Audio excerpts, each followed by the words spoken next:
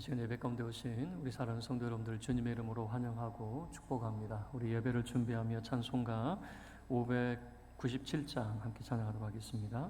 찬송가 597장입니다.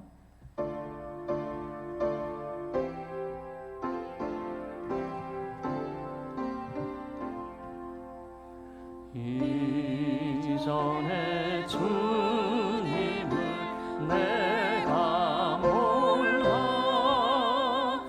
영광의 주님을 비방했다.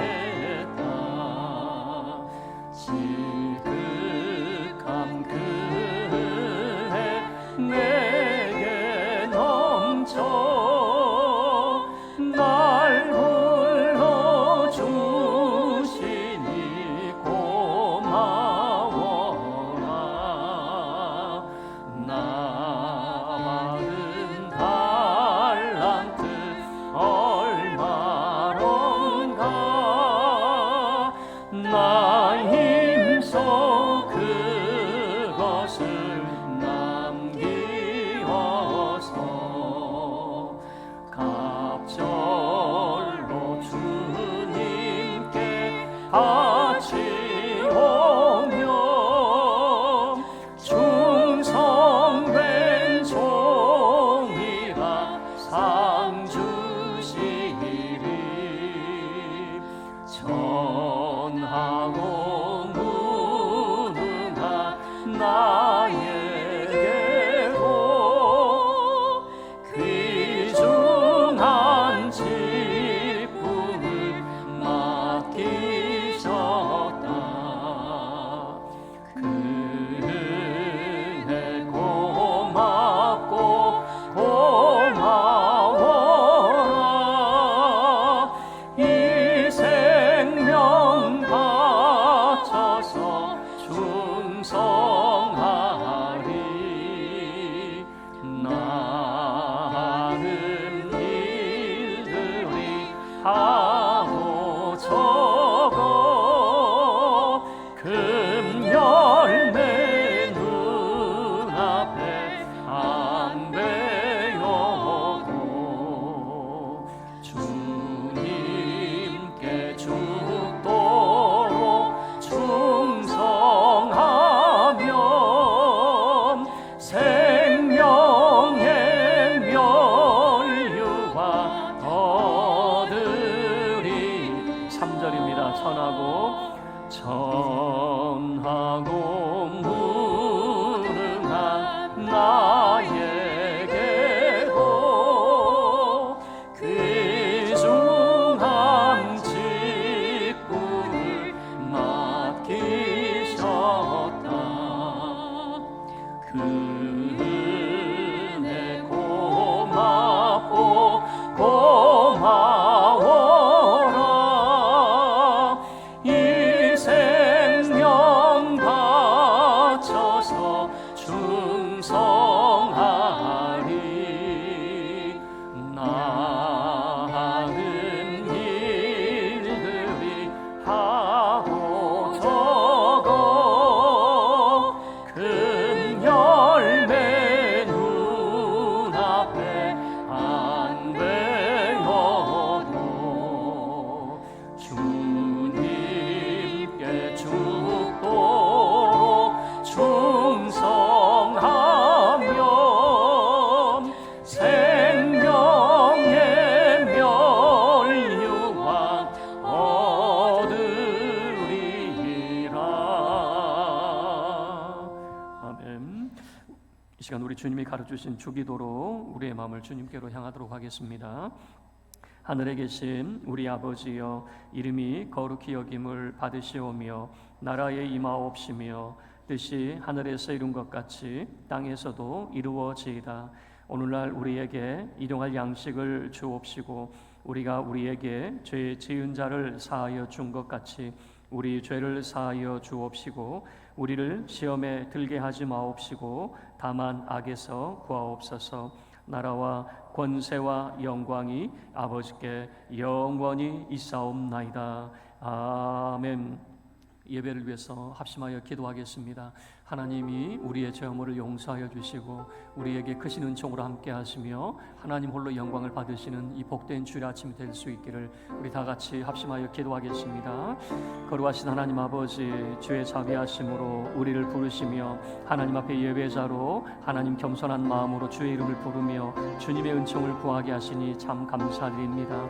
주의 이름을 부르는 모든 자들의 허물과 죄를 용서하시며 하나님 참으로 저들에게 은혜를 베풀어 주시되 주님의 말씀으로 깨끗게 하여 주시고 주 성령으로 새롭게 하여 주셔서 하나님 우리가 주님의 인도하심 가운데 있게 하여 주시고 이 땅을 살아가며 어둠 속에 방황하는 자가 아닌 하나님 참으로 빛 대신 주께서 우리의 소원의 항구로 인도하여 주시는 그 풍성한 은총을 힘입게 하여 주시기를 원합니다. 하나님 우리 모임 중에 임하여 주시며 주님 영광을 받으시옵소서. 주께서 임하사 우리 가운데 있는 모든 어둠이 죄악이 물러가게 하여 주시고 빛 대신 주의 그 참된 생명을 힘입는 시간이 되게 하여 주시옵소서. 주여 영광을 받으시옵소서. 주님 함께하여 주심을 감사드립니다. 주의 크신 이름을 찬송하오며 우리 주 예수 그리스도의 이름으로 기도하옵나이다. 아멘. 네, 주께서 그 죄를 사하시고 가까이 오게 하신 자, 복 있는 자입니다. 오늘도 우리를 부르신 하나님 앞에 모두 자리에서 일어서서 예배 드리도록 하겠습니다.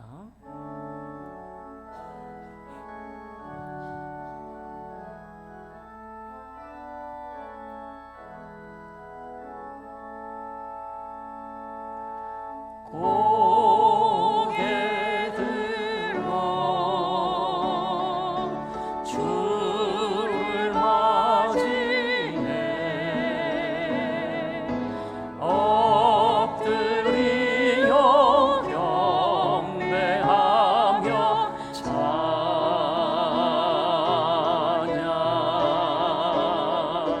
왕의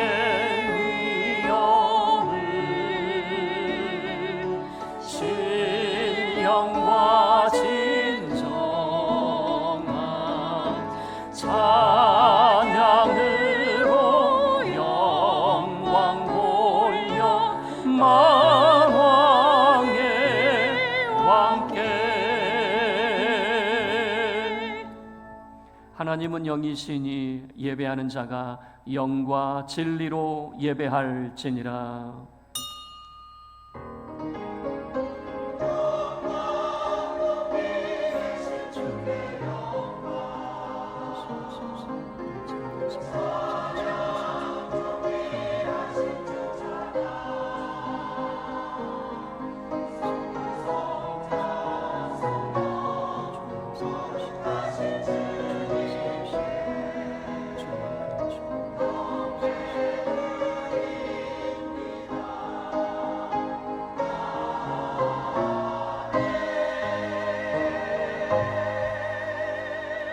너희는 여호와 우리 하나님을 높이고 그 성산에서 예배할지어다. 여호와 우리 하나님은 거룩하심이로다. 아멘. 존귀하신 주 하나님, 주께서 우리의 죄 허물을 용서하여 주시고 오늘 이 시간 주님 앞에 예배자로 하나님 앞에 서게 하심을 감사드립니다. 주의 은혜를 구하는 자들에게 주께서 풍성한 은총을 베풀어 주시며 주의 이름을 부르는 모든 자들마다 주 하나님께서 크신 은총의 선물로 함께하사 저들의 심령이 하나님으로 인하여 기뻐하며 즐거워하게 하시고 주는 우리 모임 중에 임하사 홀로 영광 받아 주시옵소서. 크신 주의 이름을 찬송하오며 우리 주 예수 그리스도의 이름으로 기도하옵나이다. 아멘.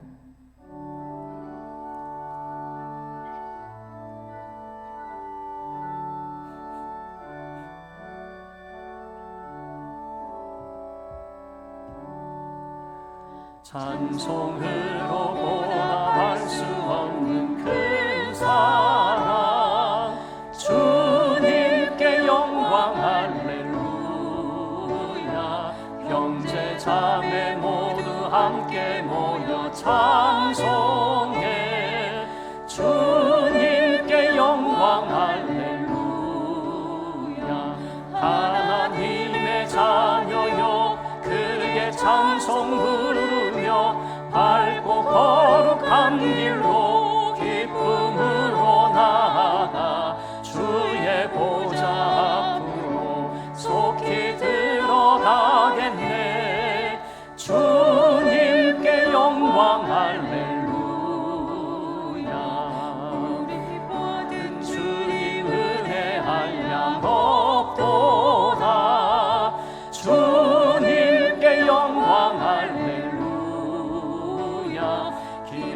찬송 부르면서 천국 가겠네.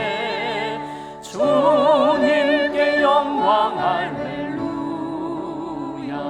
하나님의 자녀여 크게 찬송 부르며 밝고 거룩한 길로 기쁨으로 나아가 주의 보좌 앞으로 속히 들어가겠네. 주님께 영광 할렐루야. 잠시 후에 우리 모두 주를 보겠네. 주님께 영광 할렐루야. 영광스런 보좌 위에 거룩하신 주, 주님께 영광 할렐루야. 하나님의 자녀여 크게 찬송 부르며 밝고 거룩한 길로 기쁨으로 나아가 주의 보좌 앞으로 속히 들어가겠네. 주님께 영광 할렐루야. 만국 백성 천국에서 소리 높여서 주님께 영광 할렐루야. 영원토록 주의 공로 찬양하겠네. 주님께 영광 할렐루야. 하나님의 자녀여 크게 찬송 부르며 밝고 거룩한 길로 기쁨으로 나아가 주의 보좌 앞으로 속히 들어가겠네. 주님께 영광 할렐루야.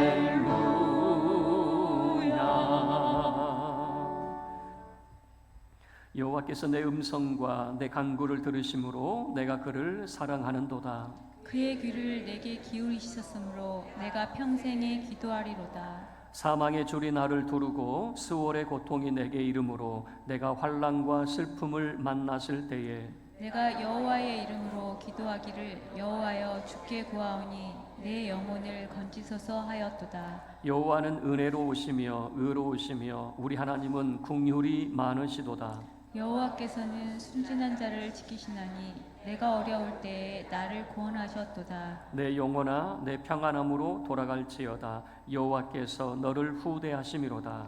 주께서 내 영혼을 사망에서 내 눈을 눈물에서 내 발을 넘어짐에서 건지셨나이다. 내게 주신 모든 은혜를 내가 여호와께 무엇으로 보답할까? 내가 구원의 잔을 들고 여호와의 이름을 부르며 여호와의 모든 백성 앞에서 나는 나의 서원을 여호와께 갚으리로다. 그의 경건한 자들의 죽음은 여호와께서 보시기에 귀중한 것이로다. 아멘. 전능하사 천지를 만드신 하나님 아버지를 내가 믿사오며 그 외아들 우리 주 예수 그리스도를 믿사오니 이는 성령으로 잉태하사 동정녀 마리아에게 나시고 본디오 빌라도에게 고난을 받으사 십자가에 못 박혀 죽으시고 장사한 지 사흘 만에 죽은 자 가운데서 다시 살아나시며 하늘에 오르사 전능하신 하나님 우편에 앉아 계시다가 저리로서 산자와 죽은 자를 심판하러 오시리라. 성령을 믿사오며 거룩한 공예와 성도가 서로 교통하는 것과 죄를 사하여 주시는 것과 몸이 다시 사는 것과 영원히 사는 것을 믿사옵나이다. 아멘.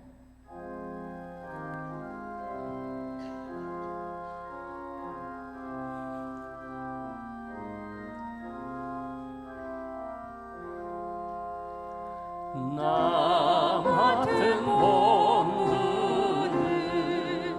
구주를 높이고 문 영원 구원 얻도록 잘 인도함이라. 부르심 받고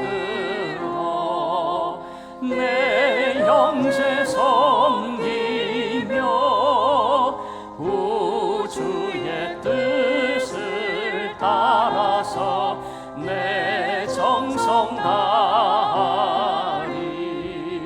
주 앞에 모든 일 잘 행케 하시고 이후에 주님 배울 때 상 받게 하소서. 나 항상 깨어서 늘 기도드리며 내 믿음 변치 않도록 날 도와주소서. 아멘.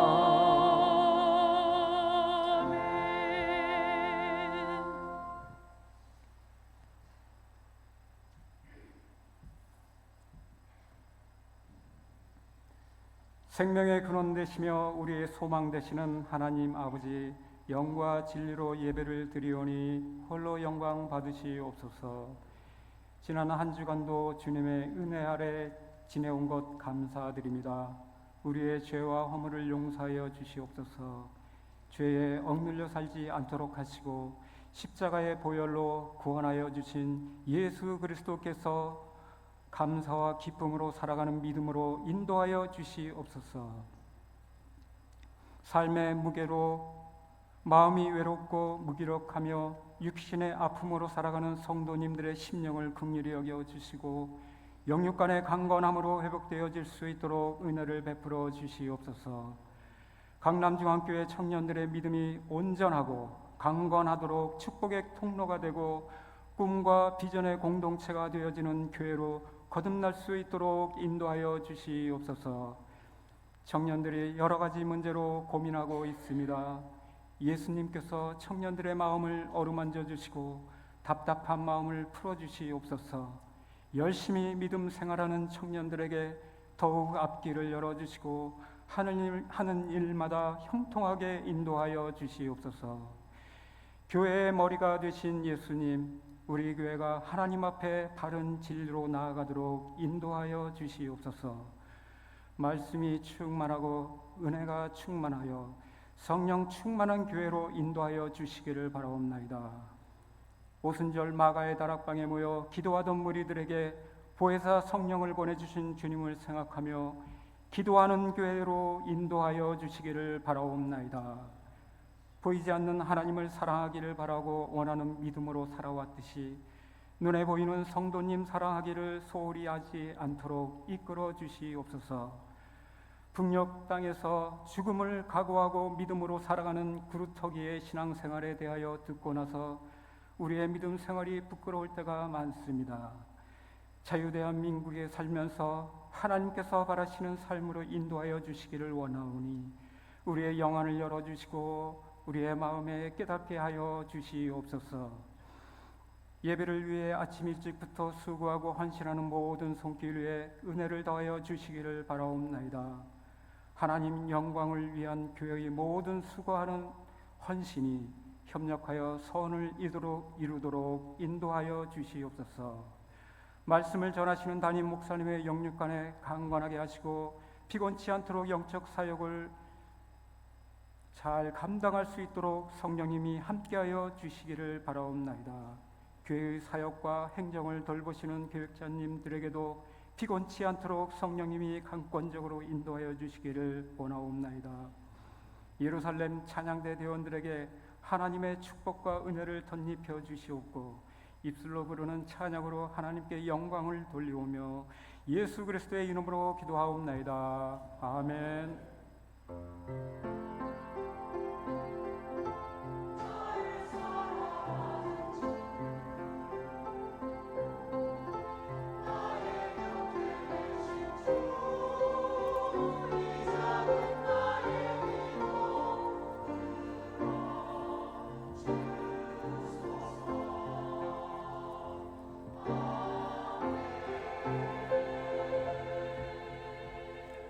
하나님 말씀 보겠습니다. 구약성경 신명기 1장 9절에서 18절 말씀입니다.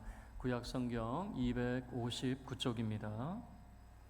구약 성경 259쪽 신명기 1장 9절에서 18절 우리 한 절씩 교독하도록 하겠습니다.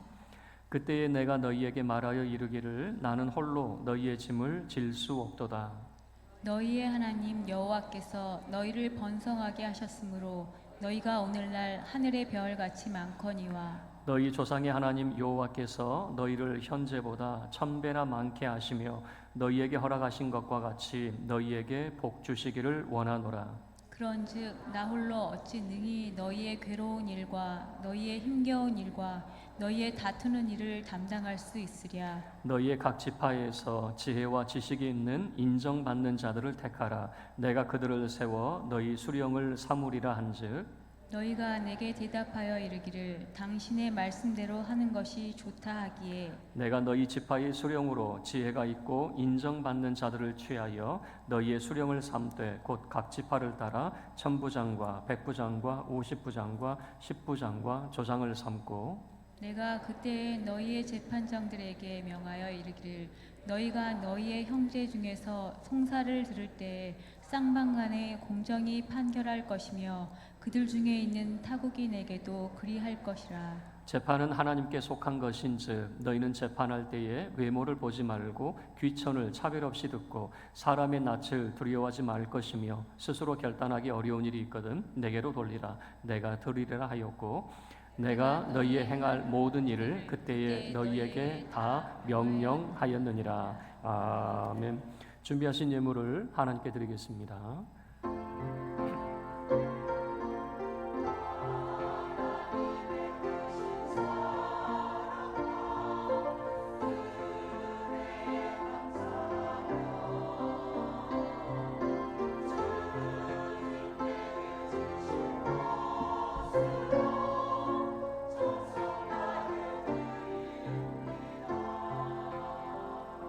거룩하신 하나님 아버지, 우리 사랑하는 성도들 주님 앞에 나올 때 빈손으로 오지 않고 예물을 준비하여 주님 앞에 드립니다. 이 예물을 흠양하시고 드린 모든 자들에게 30배, 60배, 100배의 결실로 함께하여 주시옵소서.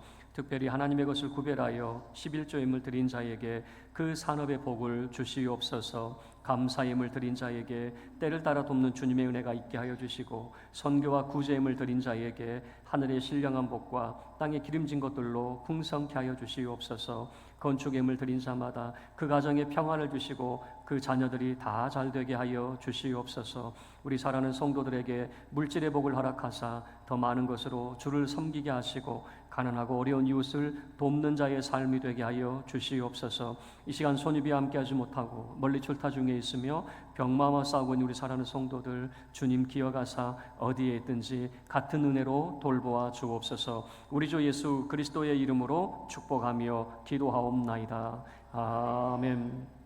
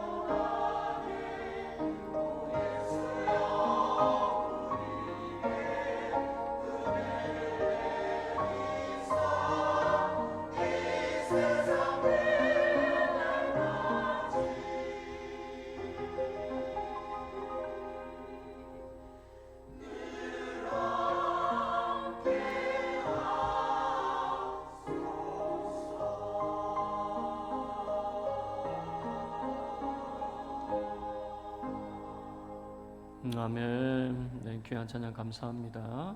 교회 소식 알려드리겠습니다. 주보 내용을 참고해 주시면 감사하겠습니다. 오늘 처음 방문하신 분들을 주님의 이름으로 환영합니다. 등록을 원하시는 분은 1층 교육자실에서 등록 과정을 안내 받으시기를 바랍니다. 여전도의 헌신 예배가 오늘 오후 1시 30분 오후 찬양 예배 시간에 있습니다. 헌신 예배 시간에는 헌금 순서가 있고요. 강사로는 선한 이웃교회를 섬기신 윤창교 목사님 말씀을 전해 주십니다. 우리 성도님들 많은 참여를 바랍니다. 여름철 복장 간소화가 오늘부터 9월 21일까지 시행이 됩니다.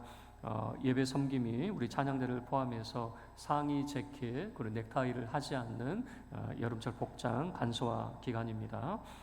비전 회의가 오늘 오후 찬양 예배 후에 있습니다. 오후 2시 30분 1층 예배실에서 있습니다. 우리 중직자 되신 분들 그리고 각 부서의 임원, 청년부를 포함해서 모두 참석해 주시길 바랍니다. 전반기 결산 금요 기도회가 이번 주 금요 기도회 시간에 있습니다. 전반기를 결산하며 우리 성도님들 많은 참여를 바라고요. 권사회 특송 순서가 있습니다.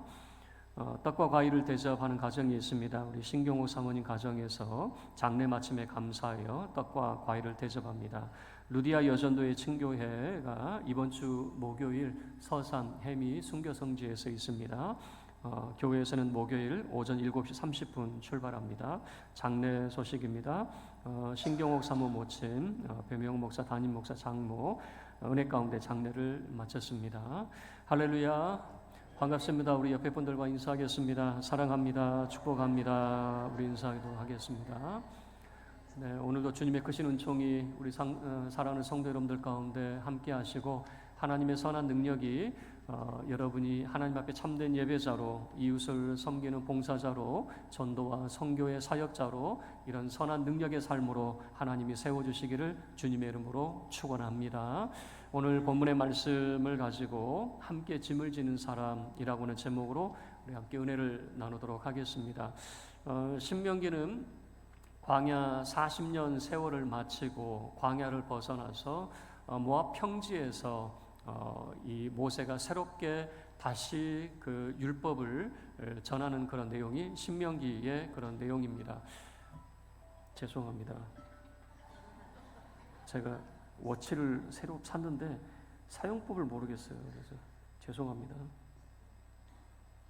꺼도 꺼지질 않아가지고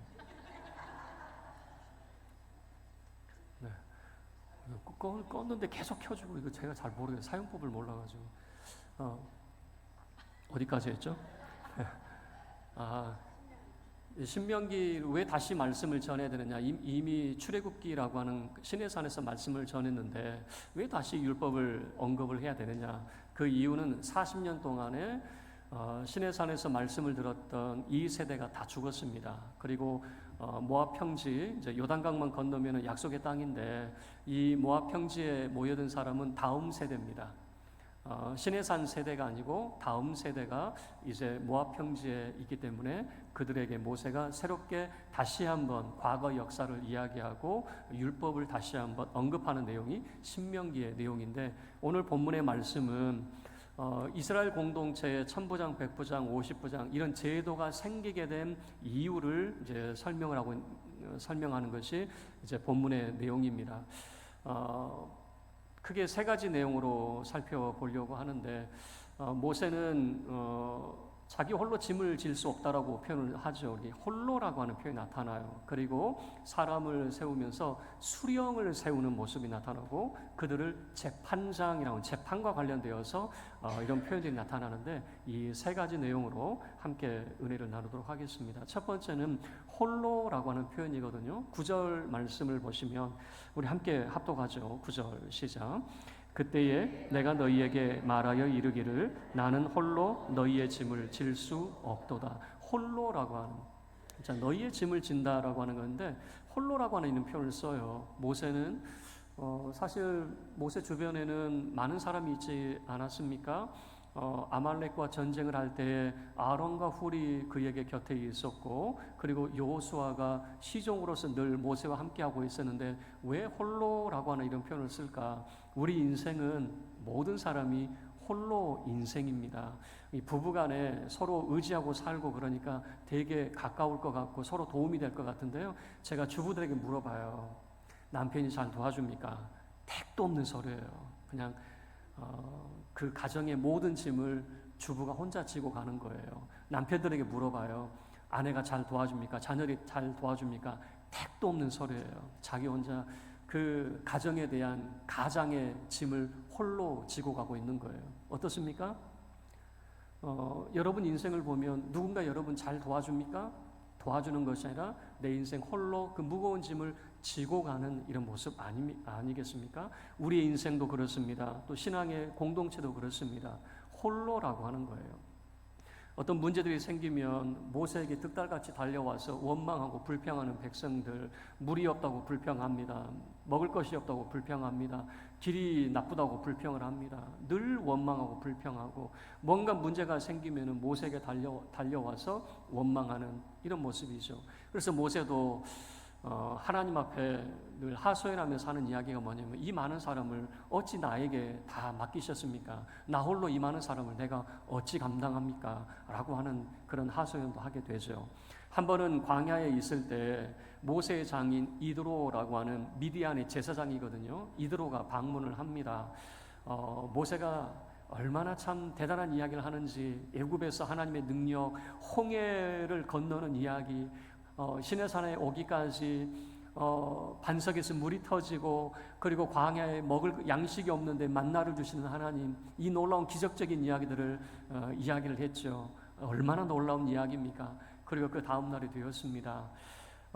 모세 장인이 모세를 보니까 하루 종일 의자에 앉아서 재판을 하게 되는데 재판도 재판이지만 사람 이야기를 들어주는 거예요. 사람들이 하소연을 하면 그 이야기를 들어주는데 하루 종일 사람들은 긴 줄이 서 있고 땡볕에 길을 쭉 서 있고 모세는 하루 종일 재판을 하고 있는 거죠. 너무 사이가 안쓰러워 보이는 거죠. 그래서 일이 다 끝났을 때 조언을 해줍니다. 그렇게 하지 말고 모세 너도 힘들지만 백성들도 얼마나 힘드냐. 하루 종일 순번 기다리라고 백성들도 힘들고 너도 힘들고 그러니까 사람을 세워라. 이런 조언을 해줘요. 그래서 이 사람을 세우는 홀로 내가 그 인생의 짐을 감당하는 것이 아니라 함께 그 짐을 져주는 사람들. 모세는 이런 표현을 사용을 하게 됩니다. 12절 말씀을 보면 그 홀로 어떤 짐을 졌느냐라고 보면 그런즉 나 홀로 어찌 능히 너희의 괴로운 일과 너희의 힘겨운 일과 너희의 다투는 일을 담당할 수 있으랴. 괴로운 일, 힘든 일, 다투는 일이라고 하는 표현을 쓰고 있는데 이게 한 문텅이에요. 뭉텅이 이런 거죠. 요즘에는 그 물건을 사고 팔 때 정가제가 있어서 뭐 시비 걸 것도 없지만 옛날에는 어떻습니까?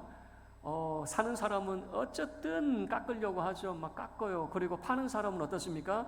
항상 이런 말을 했어요. 내가 손해보고 판다고. 파는 사람은 꼭 손해보고 판다고 이야기하는데 제가 어렸을 때는 그 말이 뭐 정말 믿었어요. 그 주인이 손해보고 파는 줄 알았어요. 그런데 제가 커서 보니까 손해보고 파는 장사꾼이 세상에 있어요, 없어요? 세상에 손해보고 파는 장사꾼은 없습니다. 시비가 붙는 거죠. 더 달라, 뭐 내가 나 더 줄 수 없다, 뭐 이런 거죠. 그러면 먼저 괴로운 일이라고 하는 것은 아주 무겁다라고 하는 표현이거든요. 무거운 짐을 말하게 돼요. 그리고 힘든 일이라고 하는 것은 뭐냐면은 이것을 들어올리는, 무거운 것을 들어올리는 것이고, 그리고 다투는 일이 벌어지게 되는 것이에요. 이렇게도 생각해 볼 수가 있을 거예요. 나귀에 짐을 부리는데 이제 짐을 싣게 되는데 이 나귀를 빌리는 사람은 어떻게든지 더 많이 실으려고 할 것이고, 그리고 그 무거운 것을 막 옮겨야 되는 것이죠. 그런데 다툰다라고 하는 건 뭐냐면 그 나귀의 주인은 어떻게든지 적게 실으려고 하는 이런 다툼이 일어나고, 이게 하나의 그런 일이거든요. 이런 모든 일들 모세가 홀로 감당하기 어렵다. 그래서 함께 짐을 져줄 수 있는 사람이 필요하다라고 하는 것이죠. 그러면 어떤 사람을 세우는가? 두 번째 내용은 수령이라고 하는 표현이 나타납니다. 자, 15절 말씀인데요. 우리 함께 합독하겠습니다. 시작. 내가 너희 지파의 수령으로 지혜가 있고 인정받는 자들을 취하여 너희의 수령을 삼되 곧 각 지파를 따라 천부장과 백부장과 50부장과 10부장과 조장을 삼고 수령이라고 하는 표현을 써요. 근데 이제 성경에서는 수령이라고 하는 표현을 썼지만은 요즘에 우리가 수령이라고 하는 표현을 씁니까? 저 북한에서나 수령이라고 하는 표현을 쓰지 누가 수령이라고 하는 표현을 씁니까? 근데 왜 이런 수령이라고 하는 표현을 썼냐? 원문의 의미는 뭐냐면 우두머리를 표현하는 내용이에요. 머리 또는 우두머리. 그래서 이거를 우리나라식으로 다시 우리식으로 표현하면은 대장 또는 상사 정도 이런 표현이 좀 더 어울리지 않을까라고 하는 생각이 들어요. 그래서 상사를 세우는 거죠. 그런데 어떤 사람을 세우느냐 했더니 13절 말씀에는 지혜와 지식이 있는 인정받는 사람이라고 하는 표현을 씁니다. 지혜가 있고 지식이 있는 어리석은 사람이 내 상사가 된다 그러면은 이거는 못할 일이죠. 어리석은 사람이 소위 말해서 그 수령이 되면은 이런 거죠. 다 같이 망하는 길로 갈 수밖에 없는 거죠. 그래서 우두머리가 되는 사람, 내 상사가 될 만한 사람들은 어떤 사람이냐? 지혜가 있고 지식이 있는 사람, 그리고 인정받는 자라고 하는 표현은 뭐냐면 이미 증명되었다라고 하는 거죠. 이 사람은 삶의 지혜가 있고 많은 것을 알고 있는 지식이 있는 사람이다라고 모든 사람에게 증명된 사람. 그런데 출애굽기 18장의 내용을 보면 이 내용과 조금 더 자세한 어떤 사람을 세워야 되는가라고 했을 때 능력 있는 사람이라고 하는 표현이 나타나요. 출애굽기에서는 능력 있다라고 하는 표현이 뭐냐면은 그 일을 감당할 만한 사람이라고 하는 것이에요. 저희 아이들에게 이제 설거지를 시키면 어렸을 때 설거지를 하다가 포기를 하더라고요. 못하겠다 그래요. 왜 못하겠냐 그랬더니 너무 많아서 못하겠대요. 한번 해보려고 했는데 너무 많아서. 그런데 어떻습니까? 어머니들은 어떻습니까? 주부는 많다고 포기를 해요? 산더미 같이 쌓여도 어머니는 어떻게 해요? 그 설거지 다 해요? 못해요? 하죠. 그 이유는 뭐냐면 능력이 있기 때문에 그래요. 그러나 어린 아이들은 능력이 없기 때문에 시도를 했다가 금세 지쳐버리고 포기를 하게 되는 거죠. 능력이 있다라고 하는 것은 뭐냐면 어떤 일을 맡겼을 때 그 일을 감당할 수 있는 사람, 그게 능력 있는 사람이거든요. 여러분 교회 공동체 가운데에도 어떤 사람들은 어떤 일을 맡겨주면요, 그 일을 잘 감당하는 분이 있어요. 그래서 그 일을 감당하는 것, 능력이 있다라고 하는 건 뭐냐면은 어떤 일을 1년 동안 그것을 끝까지 잘 감당하는 사람, 이 사람은 능력 있는 사람이에요. 그런데 능력이 부족한 사람은 처음에는 잘하는데 중간에 다 포기해요. 중간에 포기하는 사람들이 있어요. 이 사람들은 능력이 부족한 사람들이거든요. 그런데 지금 출애굽기 18장에서는 능력 있는 사람, 그러면 그 사람들이 또한 어떤 사람인가 했더니 하나님을 두려워하며 라고 하는 표현이 나타나요. 그 신앙의 모습으로는 하나님을 경외하는 사람입니다. 여러분, 하나님을 두려워한다라고 하는 것은 뭐냐면 하나님 말씀을 따라 산다라고 하는 것이 하나님을 두려워하는 사람이다라고 하는 것이거든요. 그리고 진실하며 그의 사람의 됨됨이가 참된 사람, 진실된 사람이라고 하는 것이죠. 이 진실되다라고 하는 것은 믿을 수 있는 사람이다라고 하는 거죠. 그 사람이 하는 말과 행동이 다르다? 이건 믿을 수 없는 것이겠죠. 그런데 말하는 대로 행동한다라고 하면 그 사람은 믿을 수 있는 사람, 그 사람의 됨됨이가 진실하다. 그리고 그의 삶의 태도는 불의한 이익을 미워하는 자, 불의한 이익을 탐하는 사람이 아니라 이것을 미워하는 사람. 마치 이런 모습이 되겠죠. 불의한 이익을 탐하는 사람이라면은 사람 보며 살아가는 사람이 될 수밖에 없어요. 그래서 이런 사람의 됨됨이는 불의한 이익을 미워하고 그의 됨됨이는 진실하고 그의 신앙과는 하나님을 경외하는 사람. 이런 사람이 능력 있는 사람을 세우는 것이고, 그리고 신명기에서는 인정받는 사람을 세운다라고 하는 거죠.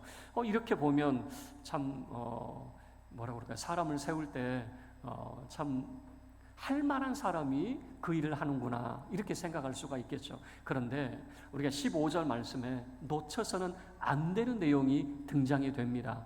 어떤 내용이냐면 천부장, 백부장, 50부장, 10부장, 조장이라고 하는 표현이 나타나요. 이 표현은 뭐냐면 전쟁의 조직 체계를 보여주고 있거든요. 다시 이야기하면은 그 사람들이 천부장으로서 권위만 위임받는 것이 아니라 어떤 어려운 일이 닥치면 그 일을 앞장서서 막아줄 수 있는 책임 있는 위치에 있다라고 하는 것을 보여주고 있어요. 다시요. 제가 군대 제대를 했을 때 이제는 군대하고 내가 이제는 이제 빠빠이 이제 끝났다라고 생각을 했는데 웬걸요, 군대 제대에도요 예비군 훈련이 있어요. 예비군 훈련이 끝나면요 민방위 훈련이 있어요. 그때는요 그게 지긋지긋했거든요. 민방위 훈련이 얼마나 힘드냐면 4시간 동안 그 앉아있는 자체가 너무너무 지루하고 그랬거든요. 그런데 지금은 불러주지도 않아요.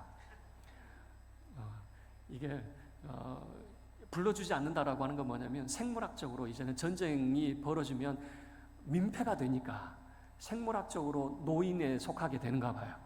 그래서 전쟁을 치르는 젊은이들이 전쟁을 치르면 얼마나 재빠르게 움직입니까? 노인들은 몸도 힘들고 챙겨줘야 돼요. 오히려 챙겨줘야 되니까 생물학적으로 이제 나이 든 사람은 불러주지도 않는데 약간 제가 서운해요.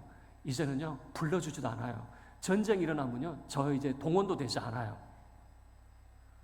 한편으로는 이제는 내가 전쟁이 일어나도 이제 책임질 것이 없다라고 생각되면서 이제는 생물학적으로도 내가 이제 나이 든 사람이 속해 있구나라고 하는 거죠. 여러분 여기서 1000부장, 50부장, 100부장 이 말의 의미는 수령이라고 하는 것이 어떤 권위 있는 그런 위치에 있는 것이 아니라 책임을 져야 될 위치다라고 하는 것을 보여주고 있는 거예요. 그럼 교회 공동체 가운데 여러분들이 직분을 받았다라고 하면 여러분들에게 그 책임 있는 위치에 있다라고 하는 거예요. 어떤 어려움이 생기면 그 어려움을 책임이 없는 사람은 이제는 내가 왜 거기에 책임을 져야 돼? 그러나 책임 있는 위치에 있는 사람들은 전쟁이 일어났을 때, 어려운 위기가 닥쳤을 때 가장 먼저 앞장서서 그 책임을 다하는 존재가 1000부장, 100부장, 50부장, 10부장, 조장이라고 하는 이런 표현을 통해서 보여주고 있는 거죠. 그래서 수령이라고 하는 것은 내 상사, 나보다 높은 위치에 있는 사람, 이런 의미에만 국한된 것이 아니라 책임 있는 위치에 있다라고 하는 것을 보여주고 있죠. 그리고 마지막 세 번째, 재판이라고 하는 표현이 나타나거든요. 자, 우리 17절 말씀 함께 합독하도록 하겠습니다. 17절입니다. 시작. 재판은 하나님께 속한 것인즉 너희는 재판할 때에 외모를 보지 말고 귀천을 차별 없이 듣고 사람의 낯을 두려워하지 말 것이며 스스로 결단하기 어려운 일이 있거든 내게로 돌리라 내가 들으리라 하였고. 자, 이 재판이라고 하는 재판장에 대한 이야기를 하고 있어요. 그래서 16절 말씀에 보면 공정한 재판에 대해서 공정히 재판을 해야 된다라고 하는 것을 말하고 있거든요. 그러면 그 공정한 재판을 왜 해야 되느냐라고 물어보면 17절에서 뭐라고 표현하고 있습니까? 재판은 누구에게 속하였다? 하나님께 속하였다라고 이야기를 하고 있단 말이에요. 다시 이야기하면 사람이 사람과 사람을 판단한다고 생각하지만 하나님이 하셔야 될 그 재판을 내가 위임받아서 사람과 사람 사이를 판단한다라고 하는 것이에요. 그래서 이 재판은 하나님께 속한 것이고 하나님을 대신한 것이기 때문에 공정해야 된다라고 하는 것을 말하고 있는 것이죠. 그럼 우리가 어떻게 해야 공정할 수 있느냐? 17절에서는 이렇게 말하죠. 먼저는 외모를 보지 말라라고 하는 거죠. 외모를 보지 말라. 여러분, 사람의 첫인상 효과라고 하는 것이 있어요. 사람의 첫인상이 좋으면 끝까지 좋아요. 그런데 첫인상이 안 좋으면 이 사람에 대한 그런 평가가 나쁘게 나타나거든요. 어떤 이제 뭐 재판과 관련돼서 두 사람이 있어요. 순둥순둥한 사람이 있고 도둑놈같이 생긴 사람이 있어요. 어떤 문제가 생겼으면 재판할 때 외모를 보면 어떻게 될까요? 이 도둑놈같이 생긴 사람이 잘못했네라고도 할 수 있단 말이에요. 그런데 여러분, 사기를 치는 사람들 보면 도둑놈 같은 사람이 사기칠까요? 순둥순둥한 사람이 사기칠까요? 잘 모르겠나요? 도둑놈같이 생긴 사람에게는요 사기를 안 당해요. 왜냐하면 도둑놈같이 생겨가지고 이미 의심이 있어요. 내가 절대 안 당해. 너는 내가 안 믿어. 그러니까 안 당해요. 그런데 사기를 치는 사람은 순둥순둥한 사람이 사기를 쳐요. 믿을만해서 맡겼는데 사기를 당하게 되는 거죠. 그래서 사기는 도둑놈같이 생긴 사람이 치는 게 아닙니다. 외모를 보지 마시기를 바랍니다. 외모를 본다라고 하는 것 가운데는 이런 거 있어요. 이런 것이 있는데 고대 사회에는 남자와 여자가 있으면 남자를 더 우선을 했어요. 그리고 고대 사회에서 어린아이와 어른이 있으면 어린아이 말은 아이 듣지도 않아요. 그러지 마라 그 말입니다. 외모를 보지 마라 라고 하는 거죠.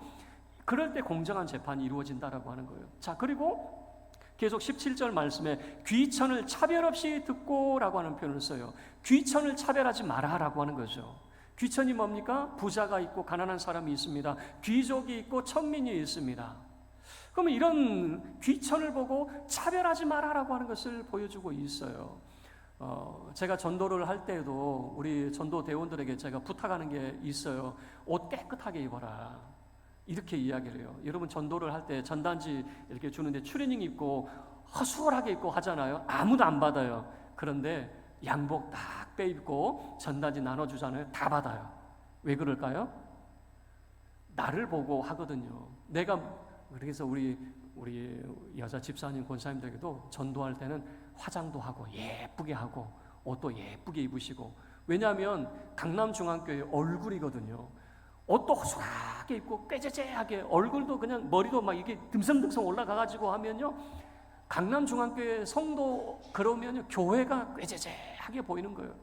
성도가 다른 사람 앞에 나갈 때는 교회 얼굴이다 생각하시고 깨끗하게 하는 거죠. 제가 이번에 우리 장모님 장례를 이렇게 하면서 우리 딸들에게 예쁘게 해라, 예쁘게 화장도 해라 그랬더니 딸들이 아니 장례인데 왜 화장을 해? 그러는 거죠. 화장을 하라는 게 뭐 입술 빨갛게 하라는 말이 아니라 예쁘게 해라 그 말. 예쁘게. 왜 그러냐면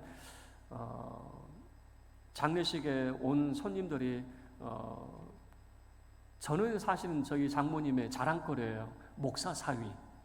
이보다 더 큰 자랑거리가 어디 있어요. 그런데 그 손주들이 예쁘면 또 어떨까요? 그 첫인상이 참 중요하거든요. 그 손주들 참 잘 뒀네, 요 소리 좀 들어야 되지 않겠습니까? 그래서 딸들에게 뭐 진하게 하라는 게 아니라 예쁘게 맵시를 꾸미고, 그래서 우리 장모님 손주들 자손들 잘 뒀네. 이제 나중에 여러분들 제 말을 기억하면 다들 그렇게 하실 것 같은데, 귀천에 차별을 두지 마라 라고 하는 것이죠. 자, 그리고 계속 17절 마지막에는 이렇게 말하고 있어요. 사람의 낯을 두려워하지 마라. 사람의 낯을 두려워한다라고 하는 것은 다른 사람의 그런 안목이 무섭고 또는 여론에 휩싸이지 마라 라고 하는 그런 의미가 담겨져 있을 거예요. 마치 이런 이야기인데요, 사람의 낯을 두려워하는 경우가 성경에서 엘리야 그 선지자 시대에 아합 왕이 자기의 왕궁터를 조금 넓히는 과정 속에 그 옆에 나봇이라고 하는 사람의 포도원이 있었어요. 그 포도원을 좀 사고 싶었어요. 사실 여러분 아합 왕 그러면 되게 우리가 나쁜 왕으로 생각하는데 되게 신사적입니다. 왜 그러냐면 먼저 나봇에게 찾아가서 내가 지금 왕궁 터를 좀 넓히려고 하는데 당신 포도원이 필요하다. 그러니까 내게 팔아라. 평소보다 내가 웃돈을 얹어줄 거니까. 이 정도면 신사 아닙니까? 보통 왕 같으면 그냥 빼앗을 수도 있는데 웃돈 더 얹어줄 테니까 팔아라 그랬더니 나봇이 뭐라고 이야기하냐면, 이것은 조상 대대로 물려받은 땅, 이웃의 경계표는 옮기지 말라라고 하는 율법이 조상 대대로 물려받은 땅은 팔지 말라라고 하는 그런 규정이기 때문에 나는 이 땅을 팔 수가 없습니다. 그럴 때 아합 왕이 어떻습니까? 그도 율법을 아는 사람이기 때문에 살 수 없다라고 하는 것을 알죠. 그런데 아합 왕의 아내 이세벨이 수작을 부리게 되는 거죠. 나봇의 그 지역의 그 장로들에게 편지를 써가지고 너희들 나봇 제거하지 않으면 너희 성읍을 내가 아주 그냥 작사를 내버릴까, 이런 위협의 그런 편지를 썼던 것 같아요. 그래서 사람의 낯이 무서워서 나봇을 죽는데 그 장로들이 협의를 하거든요. 뿐만 아니라 예수님의 재판도 보시면 본디오 빌라도가 예수님에게는 죽을 죄를 발견하지 못했다고 이야기를 했어요. 그런데 사람의 낯을 두려워합니다. 그 앞에 있는 사람들이 밀란을 일으킬 정도의 그런 예수를 십자가에 못 박아야 된다라고 요청을 하니까 어떻게 됩니까? 사람의 낯이 무서워서 결국에는 빌라도가 예수님을 십자가에 매달라고 언도를 하는, 사람의 낯이 무서워하는 그런 모습들이 나타나게 되는 것이죠. 자, 말씀을 마치죠. 함께 짐을 지는 사람, 이 제목으로 우리가 함께 했는데, 홀로라고 하는, 모든 사람들은 사실은 홀로라고 하는 생각을 가지고 있어요. 다른 사람들이 함께 도와주고 있어도 누구나 다 마음속에는 홀로라고 하는 생각을 가지고 있어요. 부부간에도 홀로라고 하는 생각을 가지고 있어요. 내가 많이 도와주고 있는데 천만의 말씀입니다. 도와준다고 하는 것은 본인 생각이고 모든 사람은 홀로라고 하는 생각을 가지고 있는 거죠. 우리가 더 함께 짐을 져주는 이런 사람이 되어야 될 겁니다. 그 짐을 져주는 사람은 책임 있는 사람이 되어야 돼요. 그 짐을 함께 나누는 것이죠. 천부장과 백부장을 기억하셔요. 그냥 도와주는 것이 아니라 책임을 함께 나눠주는 것이고, 그리고 공정하다라고 하는 표현을 통해서 우리가 한쪽에 쏠리지 않고 모든 사람들과 함께 공평할 수 있는 이런 모습들. 그래서 우리 사랑하는 성도들은 함께 짐을 져주는 사람이 되어서 우리 강남중앙교회가 함께 짐을 져주는 건강한 믿음의 공동체가 될 수 있기를 주님의 이름으로 축원합니다. 우리 모두 자리에서 일어서서 함께 우리 찬양하도록 하겠습니다. 우리 선한 능력으로 1절만 찬양하도록 하겠습니다.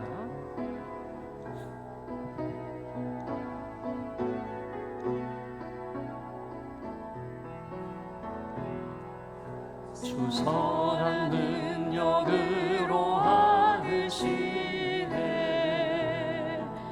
그 크신 팔로 날 붙드시네.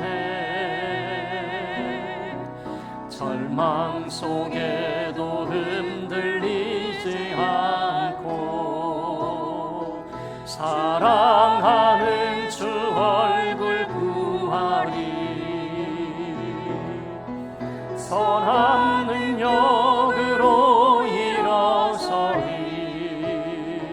주만 의지하리. 믿음으로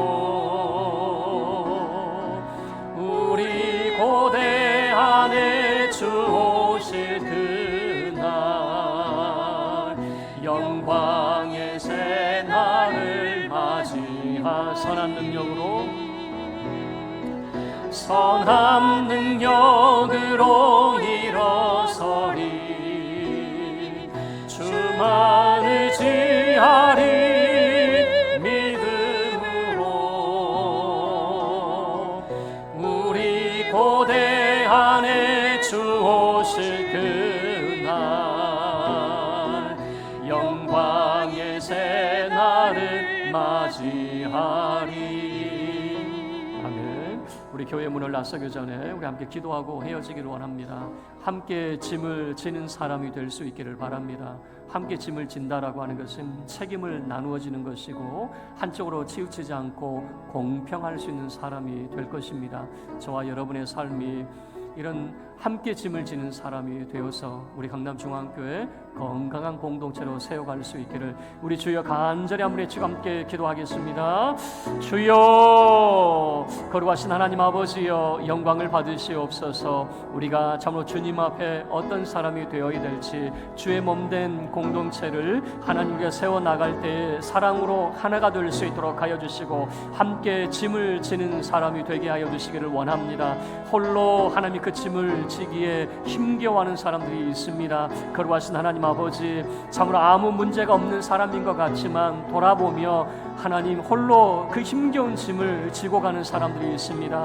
우리가 그 짐을 함께 나누어질 수 있도록 하여 주시고, 하나님 참으로 예수 그리스도 안에서 한 형제요 자매가 되게 하여 주시고, 거룩하신 하나님 아버지, 우리 사랑하는 성도들이 그 무거운 짐을 함께 나누어지는 믿음의 공동체가 되어서 사랑 안에서 하나가 되며 우리 주 예수 그리스도 안에서 거룩하신 하나님 참으로 주님을 따르는 아버지 하나님의 믿음의 자녀들 다 되게 하여 주시고, 주님께서 우리 가운데 함께하여 주시는, 우리의 짐을 져주시며 우리에게 선한 능력으로 함께하시는 주님과 함께 동행하며 맡겨주신 사명 충성되이 감당할 수 있는 우리 모두가 되게 하여 주시고, 하나님 한 주간의 삶을 주께 의탁합니다. 믿음 안에 승리할 수 있도록 주여 함께하여 주시옵소서. 우리 사랑하는 모든 성도들 복주사 지켜주시옵소서. 빛을 비추사 은혜 베풀어 주시옵소서. 주님의 얼굴을 저들에게 향하여 드사 주의 평강으로 함께하여 주시옵소서. 주의 크신 이름을 찬송합니다.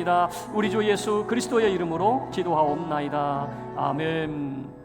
지금은 우리 주 예수 그리스도의 은혜와 우리 하나님 아버지의 그 크신 사랑과 성령 하나님의 함께 하심이 함께 짐을 지는 사람이 되기로 다짐하며 일어선 주의 사랑하는 모든 믿음의 권속들 머리머리 위에 저들의 가정과 산업, 저들이 흩어져 있는 군 유학 출타 중인 모든 가족들과 교회와 이 나라 이 민족, 세계 열방 흩어져 선교하는 모든 선교사님들 위에 이제로부터 영원토록 함께 있을지어다.